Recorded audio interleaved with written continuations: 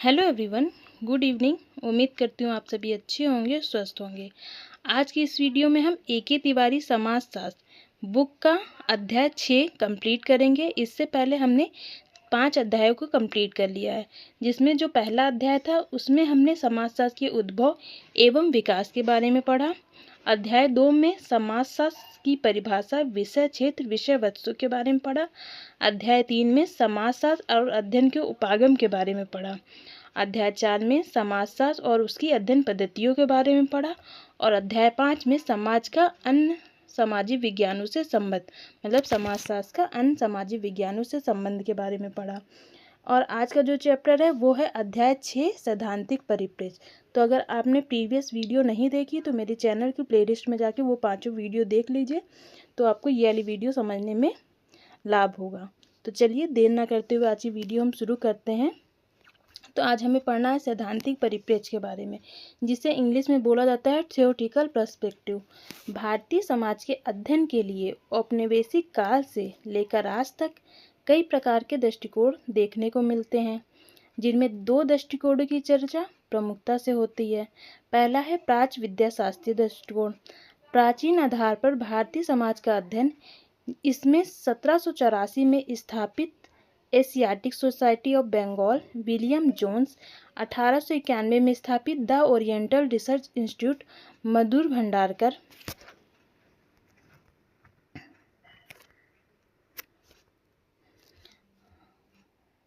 तथा 1917 में स्थापित द ओरिएंटल रिसर्च सेंटर आदि संस्थाओं द्वारा भारतीय ग्रंथों का अनुवाद और इसके आधार पर भारतीय समाज को समझने का प्रयास किया गया। लेकिन इस दृष्टिकोण द्वारा भारतीय समाज की अच्छाइयों को कम और बुराइयों को अधिक दर्शाया गया था। मतलब जो ओरिएंटल रिसर्च सेंटर और ये प्राच्य विद्याशास्त्रीय उपागम था, इसके द्वारा क्या किया गया था, भारतीय समाज की अच्छाइयों को बहुत कम ही दर्शाया गया, सबसे ज़्यादा इसमें भारतीय समाज की बुराइयों को दर्शाया गया। दूसरा उपागम है भारतीय विद्याशास्त्रीय दृष्टिकोण। यह दृष्टिकोण भारतीय ग्रंथों को आधार मानकर वर्तमान भारतीय समाज को समझने पर बल देता है। इसके द्वारा अच्छाइयों को अधिक दर्शाया गया, लेकिन दोषों का भी उल्लेख किया गया है। इसके अग्रणी जो विचारक है वो हैं जी.एस. घुर्ये। इस दृष्टिकोण को किताबी दृष्टि, मतलब बुक व्यू कहा जाता है। भारत विद्याशास्त्र एक स्वतंत्र विज्ञान और अध्ययन का एक उपागम दोनों है। एक स्वतंत्र विज्ञान के रूप में इसके अंतर्गत भारतीय उपमहाद्वीप के प्राचीन धर्म ग्रंथों, महाकाव्यों, भाषाओं, ऐतिहासिक प्रलेखों, पांडुलिपियों आदि के शैक्षिक अध्ययन से है, जबकि अध्ययन के उपागम के रूप में यह वर्तमान भारतीय समाज में संस्कृति के विश्लेषण में इन प्राचीन धर्म ग्रंथों, भाषाओं, ऐतिहासिक दस्तावेजों आदि के महत्व को स्वीकार करते हुए अध्ययन को स्रोत के रूप में इसका अध्ययन किया गया। जी.एस. घुर्ये ने भारतीय जाति व्यवस्था, नातेदारी व्यवस्था, भारतीय समाज में साधु धर्म की भूमिका तथा नगरों के अध्ययन के में इस उपागम का प्रयोग किया। इस उपागम मतलब भारतीय विद्याशास्त्रीय उपागम का प्रयोग किया। इरावती कर्वे द्वारा भारतीय नातेदारी व्यवस्था और के.एम. कापड़िया द्वारा भारत में विवाह नातेदारी और पी.एन. प्रभु द्वारा हिंदू सामाजिक संगठन का अध्ययन भी विद्याशास्त्रीय उपागम से किया गया था। उपरोक्त अध्ययन के अलावा फ्रांसीसी विद्वान लुइस डूमा ने भी भारतीय जाति व्यवस्था का विश्लेषण इसी परिप्रेक्ष्य, मतलब विद्याशास्त्रीय परिप्रेक्ष्य से किया और भारतीय जाति व्यवस्था को हिंदू धर्म में निहित पवित्रता व अपवित्रता की वैचारिकी के आधार पर समझने का प्रयास किया।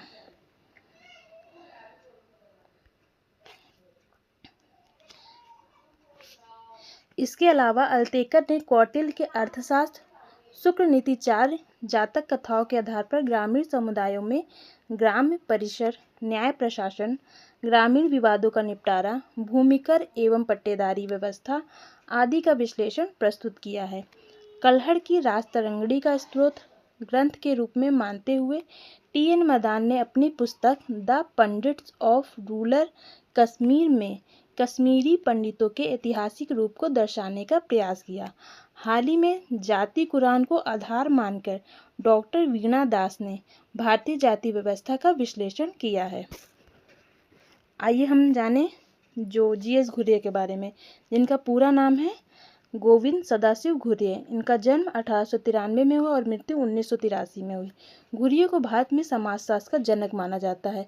उन्होंने मुंबई में एलिफिंस्टन कॉलेज से भाषा शास्त्र से स्नातकोत्तर की उपाधि प्राप्त की। या मुंबई विश्वविद्यालय के पैट्रिक गिड्स के संपर्क में आए, जो उस समय समाजशास्त्र के विभागाध्यक्ष थे। गिड्स के निर्देशन में घुरिये एक नगरीय केंद्र के रूप में बम्बई विषय पर एक लेख लिखा, जिसके आधार पर इन्हें विदेश में पढ़ने की छात्रवृत्ति मिली और ये लंदन चले गए। लंदन में कुछ समय तक लंदन इंस्टीट्यूट ऑफ इकोनॉमी में एल.टी. हॉबहॉस के साथ काम किया।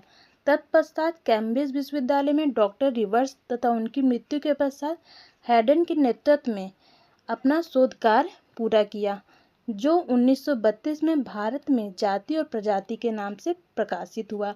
लंदन से लौटने के बाद पैट्रिक गिड्स के निधन के बाद घुरिये समाजशास्त्र के विभागाध्यक्ष हुए। काफ़ी दिनों तक इस विश्वविद्यालय से जुड़े रहे। 1924 में विश्वविद्यालय से जुड़े और 1934 में विभागाध्यक्ष भी बने और 1959 में भी सेवा नियुक्त हो गए। Doctor GS. घुरिये द्वारा 1952 में भारतीय समाजशास्त्री परिषद की स्थापना की गई, मतलब इंडियन सोशियोलॉजिकल सोसाइटी, जहां से सोशियोलॉजिकल बुलेटिन नामक जर्नल या शोध पत्रिका प्रकाशित होती थी। जी.एस. घुरिये के पूर्व भारतीय समाज के अध्ययन हेतु 3 दृष्टिकोण प्रचलित हैं। आइए ये 3 दृष्टिकोण के बारे में जानें। कौन कौन से ये 3 जी.एस. घुरिये ने पूर्व भारतीय समाज के अध्ययन हेतु 3 दृष्टिकोण जाने जाते हैं। एक है प्रशासनिक दृष्टिकोण, दूसरा है मिशनरी दृष्टिकोण और तीसरा है प्राच्य विद्याशास्त्री दृष्टिकोण। घुरिये ने भारतीय समाज के बारे में औपनिवेशिक काल में किए गए उपरोक्त तीनों विश्लेषणों को अस्वीकार किया। उन्होंने अपने अध्ययन में भारतीय समाज का एक सकारात्मक एवं सारगर्भित चित्रण प्रस्तुत किया। इन्होंने तत्कालीन समाज में प्रचलित 3 दृष्टिकोणों को अपने अध्ययन में अपनाया। कौन कौन सी ये दृष्टिकोण है? एक है मानवशास्त्रीय दृष्टिकोण, जिससे इन्होंने कोली जनजाति का अध्ययन किया। दूसरा है समाजशास्त्रीय दृष्टिकोण और तीसरा है भारतीय विद्याशास्त्रीय दृष्टिकोण। घुरिये जहां अपने अध्ययन sex habits of middle class 1938, the Mahadev Kolis 1963 के अध्ययन में मानवशास्त्रीय दृष्टिकोण को अपनाया, वही Indian sadhus gods and mad religious conscious में इन्होंने भारतीय विद्याशास्त्रीय अप्रोच को अपनाया था। इस प्रकार घुरिये ने जाति, जनजाति, उपजाति, भारतीय साधु प्रजाति का महत्वपूर्ण अध्ययन किया। इनके द्वारा परिवार और नातेदारी, भारत में नगरीकरण का भी अध्ययन किया गया। जाति संबंधी अध्ययन। घुरिये ने ऋग्वेद, मनुस्मृति, ब्राह्मण ग्रंथों का उपयोग करते हुए यह सिद्ध किया कि भारत में विद्यमान जाति परंपरा यहाँ की मूल व्यवस्था न होकर इंडो आर्यन संस्कृति का ब्राह्मण बच्चा है। घुरिये वर्ण को मूल व्यवस्था मानते हैं और इस बात से सहमत नहीं है कि वर्ण ही आगे चलकर जाति में परिवर्तित हुई। घुरिये ने 6 लाक्षणिक विशेषताओं, मतलब जाति व्यवस्था की 6 विशेषताएं बताई। पहला है खंडात्मक विभाजन, दूसरा है संस्तरण, तीसरा है खान पान और सामाजिक सहवास पर प्रतिबंध, चौथा है विभिन्न जातियों की नागरिक एवं धार्मिक नियोग्यताएं तथा विशेषाधिकार, पांचवा है व्यवसाय के स्वतंत्र चुनाव का अभाव, छठा है अंतरजातीय विवाह। वास्तव में घुरिये एक जाति को कई उपजातियों में विभाजित मानते हैं। इनका कहना है कि जो विशेषताएं जाति की देखने को मिल रही है वह वास्तव में उपजाति की भी विशेषता है। एक जाति के अंदर खान पान, रहन सहन का भेदभाव पाया जाता है, अतः यह कहा जा सकता है कि उपजाति ही वास्तव में जातीय विशेषताओं को प्रकट कर रही है। घुरिये का यह भी कहना है कि विवाह संबंध कहीं न कहीं वास्तविक रूप में रक्त संबंधी और लोगों को निकट लाने का महत्वपूर्ण माध्यम है और अंतःविवाही जाति की रीढ़ है। जब तक कमजोर नहीं होगी तब तक जाति समाप्त नहीं होगी। अतः घुरिये का सुझाव है कि अधिक से अधिक अंतर्जातीय विवाह किए जाने चाहिए, तभी जाति कमजोर होगी। घुरिये के शब्दों में भारत में जाति इंडो आर्यन संस्कृति का ब्राह्मण बच्चा है, जिसका जन्म गंगा यमुना के दोआब में हुआ, यहीं पला बड़ा, फिर सारे भारत में फैल गया। घुरिये द्वारा महाराष्ट्र की कोली जनजाति का अध्ययन किया गया, जो महादेव शंकर को अपना आराध्य देव मानती है, और इसके आधार पर इन्होंने 1963 में द महादेव कोलिस नामक पुस्तक लिखी। घुरिये बैरियर एल्विन के इस विचार से सहमत नहीं थे। जनजातियों को अलग थलग छोड़ देना चाहिए, उनके लिए रिजर्व क्षेत्र घोषित किया जाना चाहिए, बल्कि जनजातियां पिछड़े हुए हिंदू हैं अर्थात पिछड़े हिंदू हैं अर्थात हिंदू समाज में मिला लेना चाहिए। घुरिये के इस विचार को आत्मसात व सात्मीकरण की नीति पॉलिसी ऑफ एसिमिलेशन कहा जाता है। बैरियर एल्विन अंग्रेज मानवशास्त्री जिन्होंने भारत की कई जनजातियों का अध्ययन किया, असम सरकार के जनजातीय सलाहकार रहे। जनजातीय संस्कृति को सुरक्षित रखने के लिए अलग थलग की नीति मतलब पॉलिसी ऑफ आइसोलेशन का प्रतिपादन किया। जिस क्षेत्र में जनजातियां निवास करती हैं उन्हें सुरक्षित क्षेत्र घोषित करने की बात कही। इसके लिए इन्होंने राष्ट्रीय उपवन मतलब नेशनल पार्क का सुझाव दिया। इनकी महत्वपूर्ण पुस्तकें हैं the loss of nerves 1952, a philosophy of NEFA 1959। इसी पुस्तक में राष्ट्रीय उपवन की अवधारणा दी गई है। इसके अलावा बैगा, मारिया, मुरिया, मुड़िया, अगरिया आदि जनजातियों का अध्ययन किया, उन पर पुस्तकें भी लिखी। भारतीय संविधान में जनजातियों के संबंध में एकीकरण की नीति पॉलिसी ऑफ इंटीग्रेशन लागू है। इस नीति से पंडित जवाहरलाल नेहरू जुड़े हैं, जिन्होंने जनजातियों के विकास के लिए पंचशील का सिद्धांत दिया था या बौद्ध धर्म से संबंधित थे। घुरिये द्वारा भारतीय साधुओं का भी अध्ययन किया गया और बताया गया कि भारतीय साधु त्याग के प्रतिमूर्ति है और जाति मानदंड और सामाजिक परंपराओं से ऊपर हैं। इन्होंने साधुओं के अध्ययन के आधार पर 1964 में इंडियन साधुस नामक पुस्तक की रचना की। अपनी एक महत्वपूर्ण पुस्तक गॉड्स एंड मैन में घुरिये ने ऋग्वेद, शिव पुराण, विष्णु पुराण आदि ग्रंथों को संदर्भ ग्रंथ के रूप में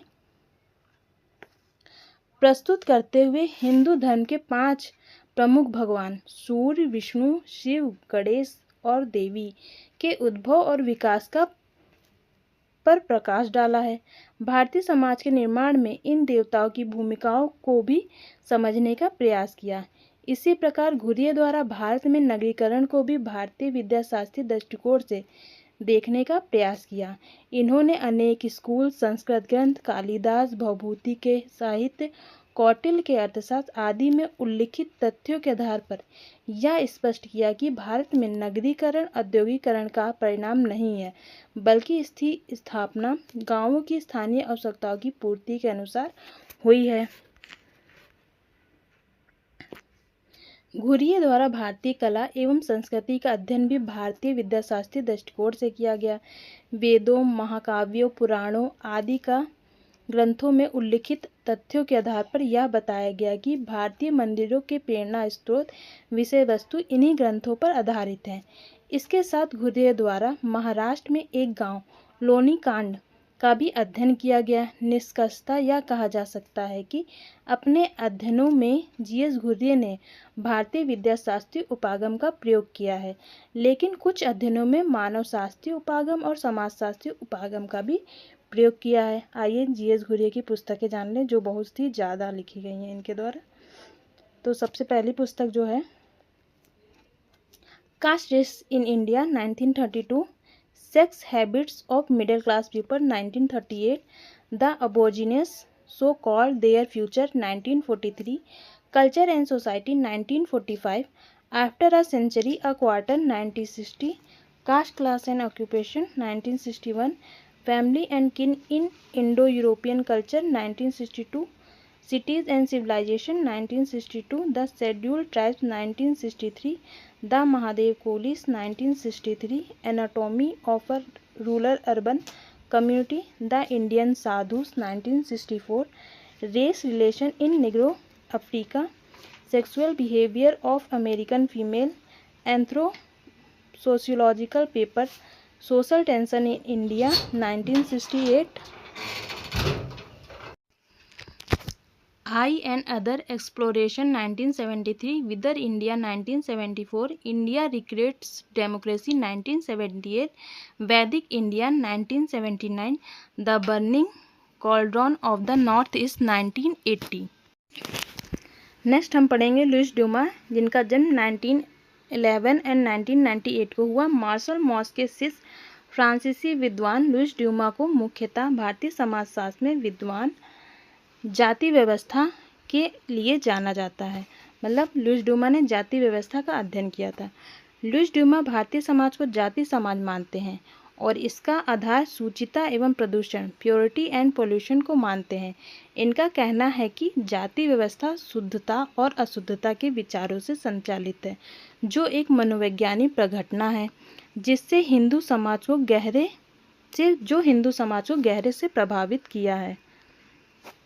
इन्होंने भारतीय समाज की तुलना प्याज से की है। जिस प्रकार प्याज के छिलके एक दूसरे पर आधारित होते हैं, उसी प्रकार जातियाँ एक दूसरे से जुड़ी होती हैं, जिसे इन्होंने इनकम्पासिंग और इनकम्पास्ड कहा। अर्थात नीचे की जातियाँ ऊपर की जातियों से सुरक्षा सहयोग प्राप्त करती हैं, बदले में ऊपर की जातियाँ उनसे सेवा प्राप्त करती हैं। ड्यूमा का भारतीय समाज में हो रहे परिवर्तन के संबंध में एक महत्वपूर्ण कथन यह है कि भारतीय समाज में परिवर्तन हो रहा है, जबकि भारतीय समाज का परिवर्तन नहीं हो रहा है।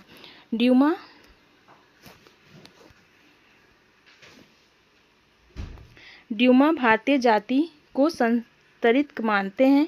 वह आपस में ऊंच नीची भावना से जुड़ी हुई होती है। इन्होंने भारत में जाति व्यवस्था का अध्ययन दक्षिण भारत की परमलाई कल्लार नामक जाति पर किया है। इनकी जो प्रमुख पुस्तकें हैं,